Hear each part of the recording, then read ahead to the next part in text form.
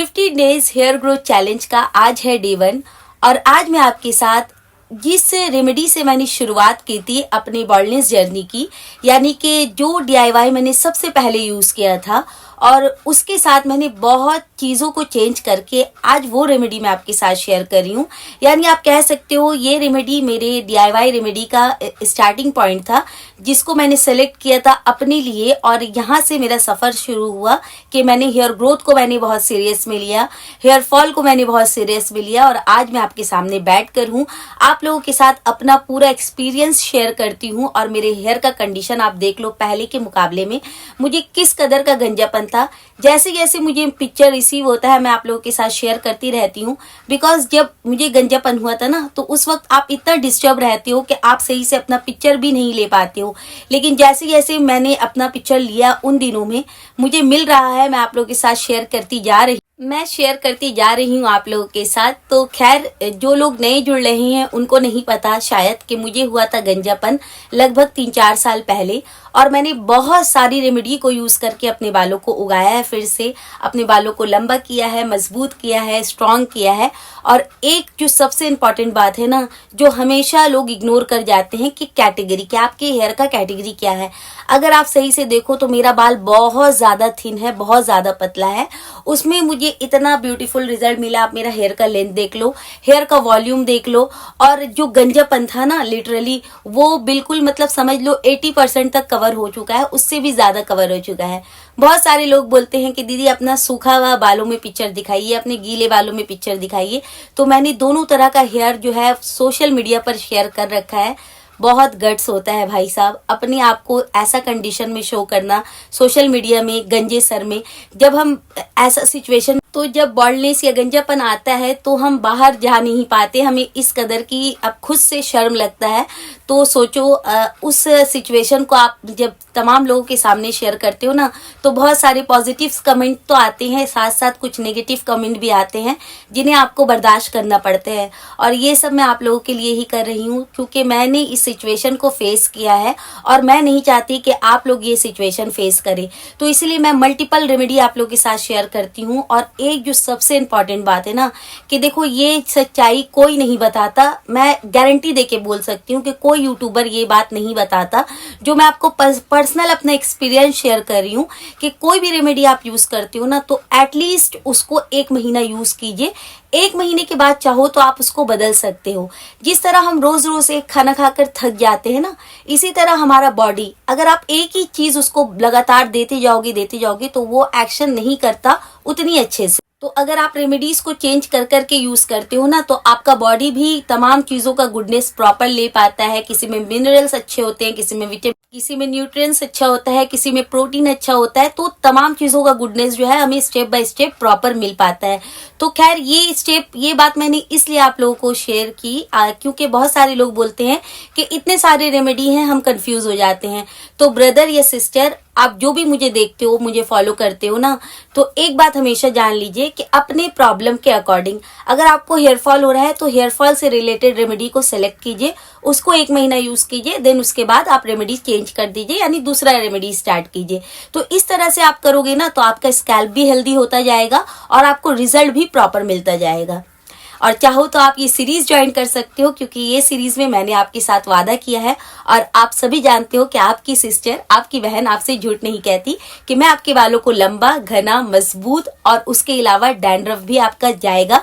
क्योंकि ये सीरीज में मैंने सभी के अकॉर्डिंग, यानी कि जितने इंसान जो प्रॉब्लम फेस करे ना उसके अकॉर्डिंग ही ये सीरीज, तो सभी को ध्यान में रखते हुए ये सीरीज मैंने स्टार्ट की है और इसका 15 डेज ऑलरेडी कंप्लीट हो चुका है। ये 4 पार्ट में डिवाइड हुआ था तो एक पार्ट इसका खत्म हो गया है और ये है सेकंड पार्ट जिसका आज डे 1 है।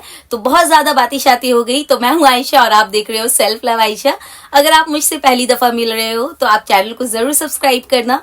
वीडियो अगर इन्फॉर्मेटिव लगी तो एक लाइक करते जाना क्योंकि आपके लाइक से मैं मोटिवेट होती हूँ। और बेल नोटिफिकेशन पे क्लिक अपने लिए कर लेना बिकॉज मैं लाइव आती हूँ तो आप मेरे साथ जुड़ सकते हो, अपना प्रॉब्लम शेयर कर सकते हो, क्योर कर सकते हो एंड स्टॉप तक कर सकते हो। तो चलिए वीडियो स्टार्ट करती हूँ।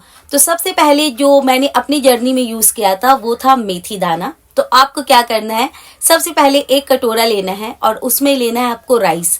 व्हाइट राइस आप ले लो, बासमती, कामिनी, राशन वाला, कोई भी व्हाइट राइस जो आप खाते हो ना, जस्ट वही राइस आपको लेना है। लगभग 2 चम्मच भर कर आप व्हाइट राइस ले लें। राइस जो होता है ना, वो आपके बालों को स्ट्रेंथ बढ़ाता है, साथ साथ बालों को फ्लोर लेंथ तक ले जाने की क्षमता रखता है। मैंने कई दफा आप लोगों को बताया है कि जिनको भी अपने बालों को लंबा करना है ना, वो राइस वाटर रिंस स्टार्ट कर दीजिए, राइस का मास्क लगाना स्टार्ट कर दिए। बिकॉज राइस जो होता है आपके बालों को बहुत तेजी से लंबा करता है। तो आप लोगों को लेना है 2 चम्मच राइस। सेकेंड इंग्रेडिएंट्स जो इसके पावर को बढ़ाएगा और साथ साथ आपके हेयर फॉल बोलिए, हेयर ग्रोथ बोलिए, या फिर जो बाल जो बहुत ज्यादा विंटर में ड्राई हो जाते हैं ना, उसके लिए तो अमेजिंग सीड है, और वो है मेथी दाना। और मेरा कितना फेवरेट है आप लोग जानते हैं। तो आपको लेना है, जितना आपने राइस लिया है उतना सेम क्वांटिटी में आपको मेथी दाना लेना है। अब बहुत से लोग कंफ्यूज होते हैं कि छोटी वाली मेथी लूं या मोटी वाली मेथी लूं। जी हाँ, मेथी मतलब 2 टाइप्स की आती है। एक बहुत ही महीन मतलब पतला छोटा सा रहता है, और एक थोड़ा मोटा मोटा रहता है। तो आपके पास जो अवेलेबल है आप ले सकते हो, लेकिन मोटा वाला सीड ज्यादा अच्छा होता है। तो हेयर के लिए मोटा वाला अच्छा होता है, वैसे पतला वाला छोटा वाला खराब नहीं होता। तो आपके पास या आपके एरिया में जो भी आता है आप ले सकते हो। अदरवाइज मैं तमाम प्रोडक्ट को टैग कर दूंगी, तो आप वहां से भी परचेज कर सकते हो। तो आपको लेना है सेकेंड इंग्रेडिएंट्स मेथी दाना 2 चम्मच। और अब जो नेक्स्ट इंग्रेडिएंट्स ऐड होगा ना, अगर आपको बहुत ज्यादा इचिंग होती है स्कैल्प पे, डैंड्रफ की समस्या है, फंगस बिल्डअप हो गया है, या फिर आपके स्कैल्प में बार बार रिपीट वे में ऑयल आ जा रहा है, स्वेटिंग हो जा रही है, ये तमाम चीजों पर ये एड्रेस करता है। और वो है आपका सिनेमन स्टिक यानी दालचीनी का टुकड़ा। देखिए, लेकिन ज्यादा मिकदार में इसको मत लेना, क्योंकि ये ब्लड फ्लो को भी तेज करता है आपके स्कैल्प में। तो एक छोटा सा टुकड़ा आपको लेना है दालचीनी का, एंड देन उसको इसी पानी में डाल देना है। अब ये तीनों चीजों को आपको वॉश कर लेना है, अच्छे से धो लीजिएगा। बिकॉज राइस जो होता है ना, उसमें पाउडर दिया जाता है ताकि वो जो है लॉन्ग टर्म तक स्टोर किया जा सकते, क्योंकि इसमें कीड़े लग जाते हैं। तो आप जब धोगे ना, तो उसका ऊपर का जो पाउडर रहता है, तो उसको 3-4 पानी से धो लो। देखना बहुत ही गंदा पानी निकलेगा बिकॉज ऑफ पाउडर जो मैंने बताया। तो धोने के बाद उसमें आप पानी डालकर, थोड़ा पानी का क्वांटिटी ज्यादा रखोगे, बिकॉज जब ये आप सोक करोगे ना, तो आपका मेथी पानी एब्जॉर्ब कर लेगा, राइस एब्जॉर्ब कर लेगा, दालचीनी एब्जॉर्ब कर लेगा। तो पानी का क्वांटिटी आप जैसे वीडियो में देख रहे हैं वैसे रखना, ढक कर छोड़ दीजिए रात भर के लिए एटलीस्ट। वक्त नहीं है ज्यादा, तो आप 1 घंटे के लिए कम से कम इसको सोक करके रखो, ताकि इसका प्रॉपर गुडनेस हमें मिल पाए, और आपका सीड जो है ना वो प्रॉपर हम जब इसे ब्लेंड करेंगे तो ब्लेंड हो पाए। तो ढक कर छोड़ दो।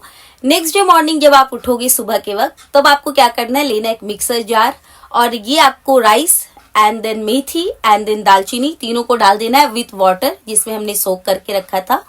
अब जो हमारा इंग्रेडिएंट्स यहाँ ऐड होगा वो है कोरिएंडर लीफ। मेरे ख्याल से इसके बारे में ज्यादा बातें हमें नहीं करनी चाहिए, बिकॉज कोरिएंडर यानी धनिया का जो पत्ता है वो क्या दिग्गज लीफ है आप सभी जानते हो। क्योंकि ये जो लीफ है ना, ये मेरे बालों के लिए, मेरे स्कैल्प के लिए गेम चेंजर रह चुका है। जो मैंने आपसे कहा कि मैं ट्विस्ट करके ऐड करूंगी। राइस मेथी तो मैंने पहली बार में यूज किया था, लेकिन कोरिएंडर, मैं इस पत्ते का जितना शुक्रिया करूँ ना खुदा से, नेचर से, कि ये पत्ती जो बालों के लिए जो मैजिक करता है ना, जब तक आप यूज नहीं करोगे आपको समझ में नहीं आएगा। मैंने सेपरेट इसका ऑयल बनाया है। प्लीज मैं रिक्वेस्ट करती हूँ तमाम लोगों से जो गंजेपन का शिकार हो गए ना, वो ये तेल खास करके बना लीजिए, और ये तेल उनके पास होना चाहिए। अगर बॉल्डनेस आ गया है, आने वाला है, या फिर बहुत टाइम से आपको गंजापन है ना, ये आपके बालों को सेव कर सकता है, ये आपके बालों का काया पलट सकता है स्कैल्प का। इससे ज्यादा मैं इसकी तारीफ नहीं कर सकती। तो आपको लेना है कोरिएंडर लीफ, उसका जो रूट्स होता है ना बस उसको तोड़ दो, डंठल रहने दो वैसे ही, और अच्छे से वॉश कर लो, बिकॉज इसमें मिट्टी होती है बहुत सारी। तो 5-6-7 पानी से अच्छे से धोना, एंड देन आपको कम से कम एक मुट्ठी आप लो, ताकि ये मैजिक कर पाए। एंड देन मिक्सर ग्राइंडर में डालिए और अच्छे से पेस्ट बना लीजिए। देखो, इस वक्त अगर आपको पानी का जरूरत पड़ रहा है ना, तो आप पानी ऐड करना, आपका कोई मसला नहीं है, क्योंकि हम इसको एट द एंड हम इसको ग्राइंड करके, अगर ये बहुत तरल बन जाता है तो ठीक है, लेकिन अगर ये थोड़ा थोड़ा ग्रैनुअल्स रहता है ना, तो बालों में फिर फंसेगा। आप जब बालों को धोगे तो बालों में चिपका चिपका रहेगा, कोम करोगे तो फिर आप डर जाओगे। तो इसीलिए छानना बहुत जरूरी है। थोड़ा मेहनत करके इसको आप छान लीजिए, ब्लेंड करके छान लोगे ना, तो जो सीरम बचेगा उसका एप्लीकेशन भी अच्छा होगा। जब आप वॉश करोगे तो इजीली निकल भी जाएगा और कोई परेशानी नहीं आएगी। तो थोड़ा मेहनत कर लीजिए ताकि आप इरिटेट ना हो बाद में जाकर। तो इसको पीस लीजिए, पीसने के बाद छान लीजिए, और आपका सीरम बनकर रेडी है। इसमें आपको डालना है कोकोनट ऑयल। देखो कोकोनट ऑयल है तो आप डालिए, नहीं है तो आपके पास होममेड कोई भी ऑयल है। और अगर आप इसका पावर डबल करना चाहते हो ना, तो आपने अगर कोरिएंडर ऑयल मेरा बनाया है, तो कोरिएंडर ऑयल अगर आपने बनाया है ना, तो मैं बता नहीं सकती इसका लेवल आप इस ग्रेड पे कर जाओगे अगर आपने उस ऑयल को मिला दिया।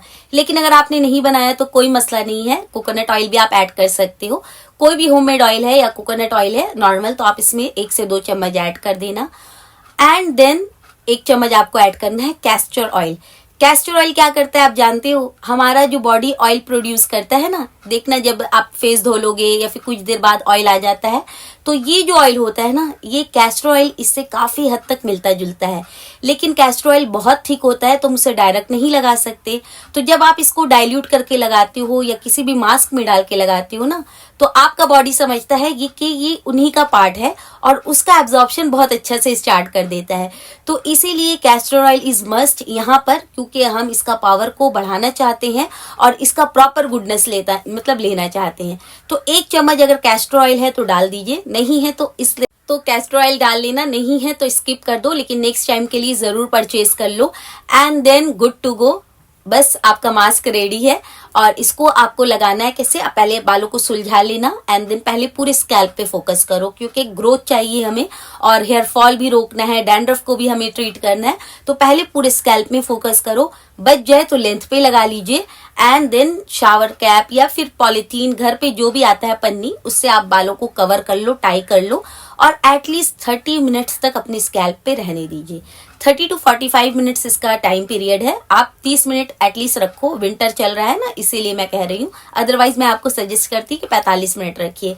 एंड देन इसके बाद आपको बालों को धो लेना है, शैम्पू के साथ वॉश कर लेना है। लेकिन शैम्पू डायरेक्ट यूज नहीं करना है, आप इसको चाहे तो पानी के साथ मिक्स कर लीजिए या मेथी और राइस को जो हमने रात में सोक करके रखा था उसके पानी से डाइल्यूट करके यूज कर सकते हो। तो आप किसी से भी शैम्पू को मिक्स कर, एंड देन आपका शैम्पू जो केमिकल वाला था ना, उसका केमिकल हमने कम कर दिया है ऐसा करके। तो देन शैम्पू को यूज कर लेना, बालों को जैसे सुखाते हो नॉर्मली सुखा लीजिएगा। एंड देन जब आपका बाल हल्का गीला रहे और हल्का सूखा रहे ना, उस वक्त आप कोई भी मार्केट का सीरम लगा सकते हो सिर्फ लेंथ पर, खास करके विंटर में, क्योंकि विंटर में फ्रीज आ जाता है आपके लेंथ पर और बाल बहुत ज्यादा उलझते हैं, हवा में नमी है, दैट्स वाई। एंड देन जब आप कोम करोगे तो फिर बाल यहाँ से कम और यहाँ से ज्यादा टूट जाएंगे। तो इसीलिए सीरम लगा दीजिए। मैं जो सीरम लगाती हूँ मैं सब टैग कर दूंगी, आप ले सकते हो, आपका दिल। अदरवाइज आप नियर बाई से भी परचेज कर सकते हो, बट परचेज कर लेना, लेंथ पे लगाओ। एंड देन आहिस्ते आहिस्ते आप इस तरह से सुलझाइए, ऊपर आइए और then good to go. Second day का वेट करना। अब बारी आ जाती है कि कौन कौन कर सकता है और कौन नहीं कर सकता। तो इसका इस्तेमाल सब कर सकते हैं, टीनेजर्स हो आप या फिर आप मेल हो फीमेल हो, हर लोग आराम से कर सकते हो। लेकिन एक बात का बिल्कुल ध्यान रखना, अगर आपका स्कैल्प सेंसिटिव है, रिएक्ट कर जाता है कोई भी रेमेडीज लगाने के बाद, तो आप पैच टेस्ट कंपलसरी ले लिया करो। पैच टेस्ट आप मतलब क्या है, आप ये रेमेडी को बना लीजिए, कानों के पीछे या हाथों के इस तरफ आप लगाकर थोड़ी देर के लिए छोड़ दो, एटलीस्ट 15 मिनट्स। एंड देन अगर कोई परेशानी नहीं होती है देन आप इसको आराम से लगा सकते हो easily. And good to go, आप भी यूज कर सकते हैं। देखिए मैं हमेशा क्या कहती हूँ ना, अगर आप ये मतलब टेंशन फ्री होकर कोई भी रेमेडी करोगे ना तो उसका रिजल्ट अच्छा मिलेगा। अगर आप लगा रहे हो, डर रहे हो कि कोई नुकसान ना कर दे, अगर लगाने के बाद डर रहे हो, तो फिर वो जो है रिजल्ट नहीं दे पाएगा। नुकसान तो करेगा नहीं बट रिजल्ट नहीं दे पाएगा। तो इसीलिए बिंदास होकर रेमेडी कीजिए ताकि आपको रिजल्ट अच्छा मिले। तो जो भी आपको लेना है ना, अगर टेस्ट लेना है, पैच टेस्ट लेना है, तो पहले ले लो ताकि जब आप लगाओ तो आप पॉजिटिव सोच के साथ लगाओ। तो आई होप मैंने तमाम पॉइंट क्लियर कर दिया। बच्चों पर मत लगाइए, अगर आपके बेटा 14-15 साल का हो गया है तो पैच टेस्ट लेकर रेमेडीज स्टार्ट। तो आई थिंक मैंने तमाम पॉइंट क्लियर कर दिया। फिर भी अगर आपको कुछ समझ ना आए तो आप कमेंट सेक्शन में आके अपना डाउट क्लियर कर सकते हैं। वीडियो इन्फॉर्मेटिव लगी तो एक लाइक करते जाना, चैनल पर अगेन नहीं हो तो सब्सक्राइब जरूर करना। अब मैं मिलूंगी डे 2 पे, तब तक अपना बहुत सारा ख्याल रखिएगा, खुश रहिए, हेल्दी रहिए, अच्छा खाइए, अच्छा लगाइए और स्ट्रेस बिल्कुल भी मत लेना। स्ट्रेस हमारे स्किन का, हेयर का और हेल्थ का, तीनों का दुश्मन होता है। तो दुश्मन चीजों को अपने आसपास भटकने मत दीजिए। तो अब मैं मिलूंगी डे 2 पे, तब तक के लिए bye, love you, take care, bye bye.